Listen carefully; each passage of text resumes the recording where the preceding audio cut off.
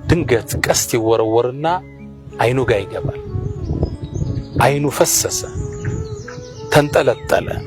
በስብና በጅማቱ ብቻ ተንጠልጥሎ ጉንጩ ላይ ቁጭ አለ።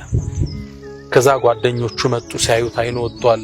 አቡ ቀታዳ እንግዲህ አላህ ይተካለ አጅርን ከአላህ ዘንድ ታገኛለህ አብሽር አሉት። ከዛም ጅማቱን ንቁረጥልህ እንደዚህ ጋር ተንጠልጥሎ ነው ያለ አሉት።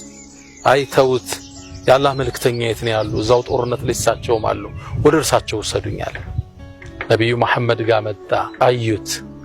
ምን ፈልገ ነው? የአላህ መልእክተኛ አይኔ እኮ እንዲህ ሆነ።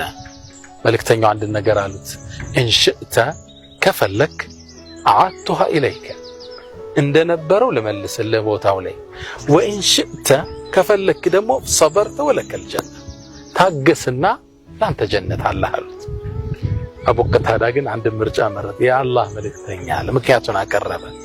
አና ረጁሉን ሑብበ ኢለይሂ ኒሳ እኔ ሴቶችን በጣም መወድ ሰው ነኝ። ስፈጠር ሴቶችን እወዳለሁ።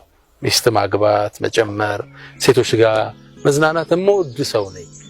ምናልባትም አይኔ እንዲፈሶ ሴት ስታይ ፍላጎቷ ሊቀንስ ይችላል። እምጠይቃትን ሴት ላላገኝ ይችላለሁ።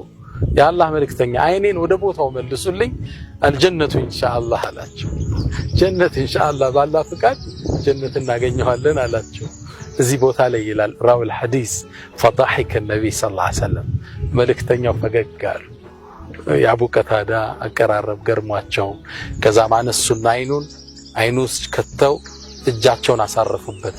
ነብዩ መሐመድ ሰለላሁ ዐለይሂ ወሰለም እጃቸውን ካይኑ ላይ ሲያነሱት የትኛው አይኑ እንደተጎዳ ማወቅ እስካንችል ድረስ ደረስነ ይላሉ ሰሃቦቹ። ከበው ይሄን ተአምር የሚመለከቱት ይሄ የነብዩ ሰለላሁ ዐለይሂ ወሰለም አስገራሚ ተአምራቶች ውስጥ አንዱ ነው።